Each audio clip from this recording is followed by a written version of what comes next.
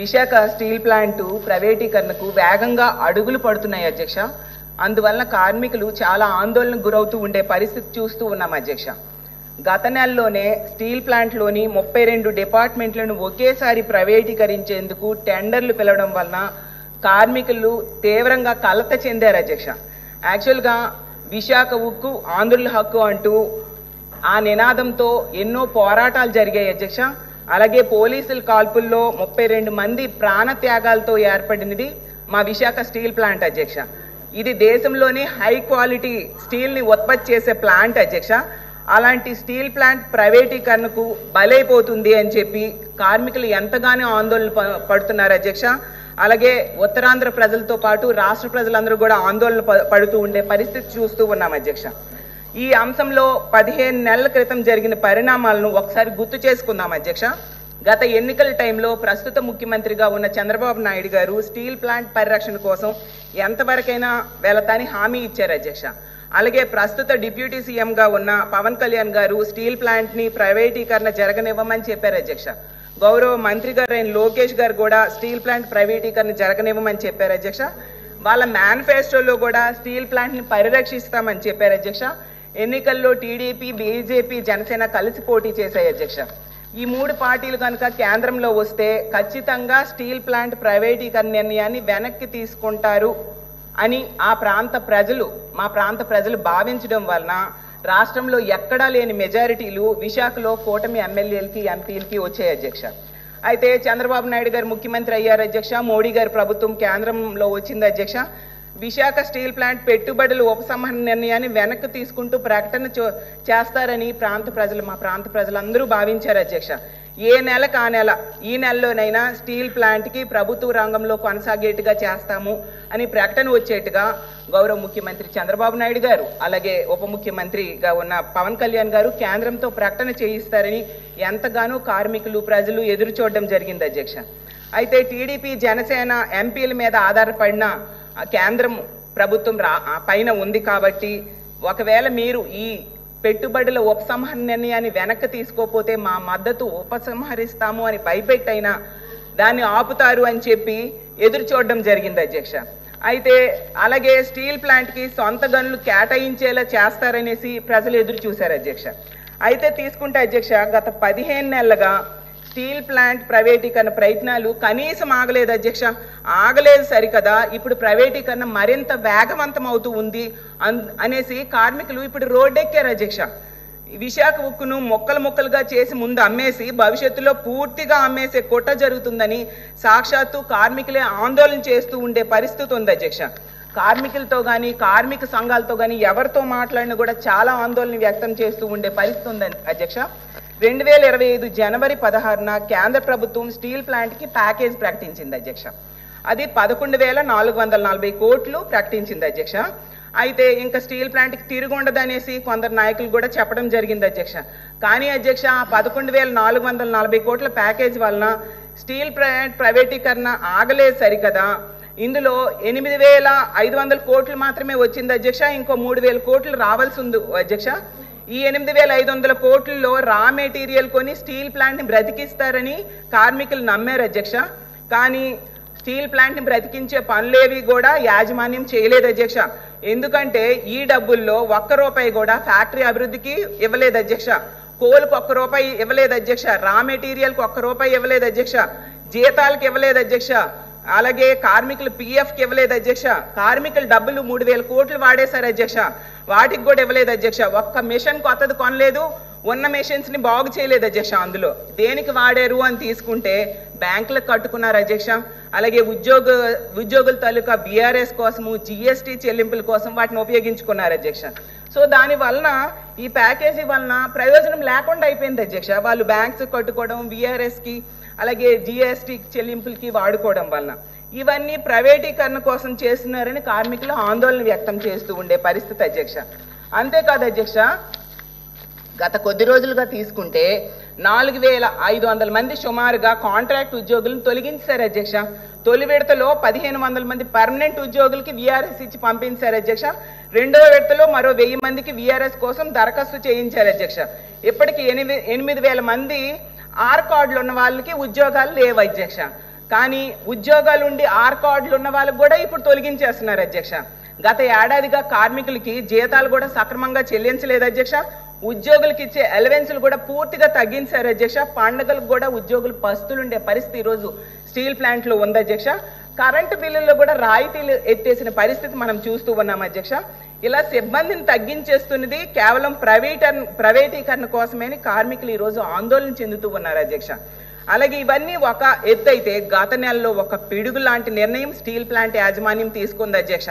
అదేంటంటే మొన్న గత నెల ఆగస్టు 16, 2025న 32 డిపార్ట్మెంట్లను ప్రైవేట్ కాంట్రాక్టర్లకు అప్పగిస్తూ 44 టెండర్ నోటిఫికేషన్స్ ఇచ్చారు అధ్యక్ష. ఆ రోజు నుంచి స్టీల్ ప్లాంట్ కార్మికులకు కంటి మీద కునుకు లేదు పరిస్థితి, అలాంటి పరిస్థితి వచ్చింది అధ్యక్ష. ఎందుకంటే యాజమాన్యం 32 డిపార్ట్మెంట్లోని ఎలక్ట్రికల్, మెకానికల్, హౌస్ కీపింగ్ మరియు ఆపరేషనల్ పనుల కోసం 44 ఎక్స్ప్రెషన్ ఆఫ్ ఇంట్రెస్ట్ టెండర్లు నోటిఫికేషన్ జారీ చేసింది అధ్యక్ష. అధ్యక్ష 10 నిమిషాలైనా ఇవ్వకపోతే ఎలాగ అధ్యక్ష? అంటే ప్రైవేటీకరణకు చాలా వేగంగా అడుగులు వేస్తున్నామన్న సంకేతాన్ని స్టీల్ ప్లాంట్ యాజమాన్యం ఇచ్చింది అధ్యక్ష. అధ్యక్ష నాకు ఇంకో 5 మినిట్స్ అయితే ఇవ్వాలి అధ్యక్ష.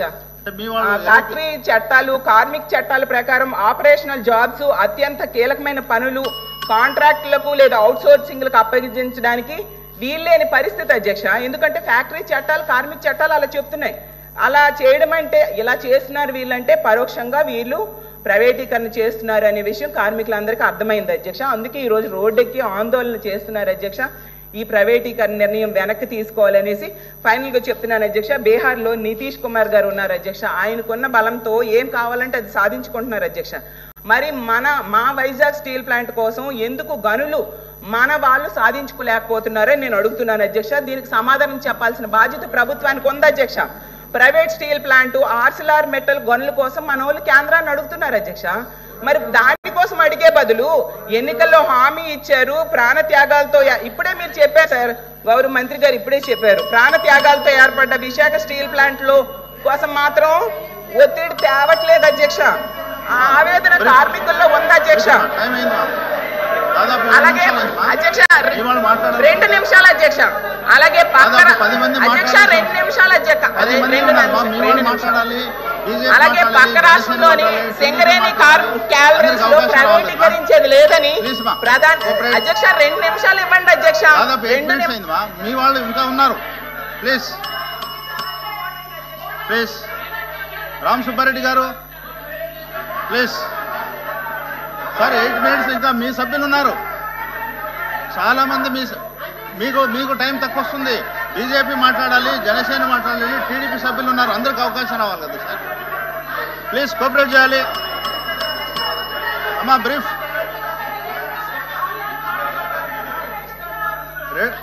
టైం 2:16 అయిందమ్మా. ఇంకా మీ వాళ్ళు ఉన్నారు, బీజేపీ ఉన్నారు, జనసేన, తెలుగుదేశం, ప్లీజ్ కోఆపరేట్ చేయాలమ్మా.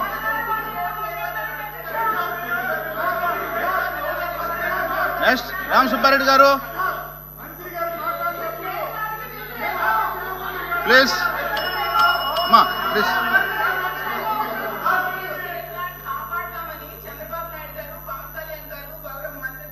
గారు శపథం చేశారు అధ్యక్ష. అలాగే పల్లా శ్రీనివాసరావు గారు ఆమరణ నిరాహార దీక్ష ఆ రోజు చేశారు అధ్యక్ష. గంటా శ్రీనివాసరావు గారు ఎమ్మెల్యే పదవికి రాజీనామా చేస్తామన్నారు అధ్యక్ష.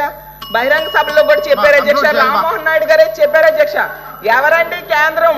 మనం పన్నులు కడితే ఉన్నటువంటి కేంద్రం అది, మనం ఓట్లు వేస్తే ఉన్నటువంటి కేంద్రం. మీరెవరు అమ్మడానికి, వాళ్ళెవరు కొనడానికి అన్నారు అధ్యక్ష. మరి ఆ రోజు అన్ని మాటలు చెప్పి ఈ కార్మికులు నమ్మించారు కదండి అధ్యక్ష. మరి ఎందుకు ఇప్పుడు కేంద్రం మీద ఈ ఒత్తిడి తీసుకురావట్లేదని నేను అడుగుతున్నాను అధ్యక్ష. అసలు స్టీల్ ప్లాంట్ ప్రైవేటీకరణ కోసం పెట్టుబడులు ఉపసంహరించుకుంటామన్న ప్రకటన వెనక్కి తీసుకుంటారా లేదా, లేదంటే మా మద్దతు ఉపసంహరించుకుంటామని వీళ్ళు అడగొచ్చు కదా అధ్యక్ష. స్టీల్ ప్లాంట్ కి సొంత గనులు కేటాయించకపోతే మా ఎంపీల మద్దతు మేము వెనక్కి తీసుకుంటామని అల్టిమేటం ఇస్తే ఫలితం రాదా అధ్యక్ష? సెయిల్లో విలీనం చేయాలని కార్మికులు డిమాండ్ చేస్తున్నారు అధ్యక్ష. సెయిల్లో విలీనం చేయకపోతే ఎన్డీఏలో మేము భాగస్వాములుగా ఉండమని సంకేతాన్ని ఇస్తే ఫలితం రాకుండా ఉంటుందా నేను అడుగుతున్నాను అధ్యక్ష.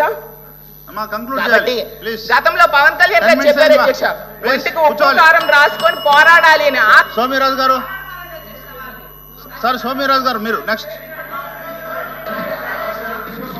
ప్లీజ్ అమ్మా కూర్చోవాలి. 10 నిమిషాలు అయింది మా 10 నిమిషం ప్లీజ్. సోమిరాజు గారు సార్, సోమిరాజు గారు ప్లీజ్ స్టార్ట్ చేయండి సార్. అమ్మా కూర్చోవాలమ్మా, అయిపోయిందమ్మా. మీ వాళ్ళు ఇంకా మాట్లాడాల్సింది, ఇటువైపు మాట్లాడాలి. బీజేపీ, జనసేన, టీడీపీ అన్ని 10 మంది ఉన్నారు మా. 2-19 20 అయింది మా. 12 నిమిషాలు అధ్యక్ష. ఇది న్యాయమా అని అడుగుతున్నాను అధ్యక్ష. ప్లీజ్. అలాగే అక్కడ ఎమ్మెల్యే గారు అంటారు పని చేయని గోస్ట్ ఎంప్లాయీస్. మంత్రి గారు అమ్మా ఒక్క నిమిషం కూర్చోమా. మంత్రి గారు మాట్లాడుతున్నారు మా. పదే chair has given me time. Chair time ఇచ్చారు సార్. అమ్మా కూర్చోవాలమ్మా. మంత్రి గారు ప్లీజ్ వినండి మా, వినండి. మంత్రి గారు లేసారమ్మా ప్లీజ్ ఒక్క నిమిషం. మంత్రి గారు ప్లీజ్. అమ్మా మీరు కొన్ని పాయింట్స్ చెప్పారు, దానికి సమాధానం చెప్పాలమ్మా. లేదంటే హౌస్ తప్పుదారి పడుతుంది. మిగతాలు కూడా మాట్లాడతారు కదా సార్. హౌస్ తప్పుదారి పట్టేస్తున్నారు సార్. మంత్రి గారు సత్య దూరం మాటలు మాట్లాడుతున్నారు sir. I have to talk about it sir. కూర్చోండి ఒక్క నిమిషం. కేంద్ర మంత్రి కుమారస్వామి గారే చెప్పారు అధ్యక్ష, జగన్ గారి వల్లే స్టీల్ ప్లాంట్ ప్రైవేటీకరణ ఆగిందని. జగన్ అన్న మోడీ గారు మా వైజాగ్ వచ్చినప్పుడు సభలోనే డైరెక్ట్ గా చెప్పారు అధ్యక్ష, ప్రైవేటీకరణ వద్దు అని చెప్పి. అంత దమ్మున్న లీడర్ మా జగన్మోహన్ రెడ్డి గారు అధ్యక్ష. ఫైనల్ గా మీకు ఒకటే చెప్తున్నాను అధ్యక్ష, ఎప్పటికైనా కార్మికులతో ప్రభుత్వం మాట్లాడండి అధ్యక్ష, కేంద్రంతో ప్రకటన చేయించండి అధ్యక్ష. దయించి మా స్టీల్ ప్లాంట్ ప్రైవేటీకరణ కాకుండా కాపాడండి అధ్యక్ష. Thank you so much.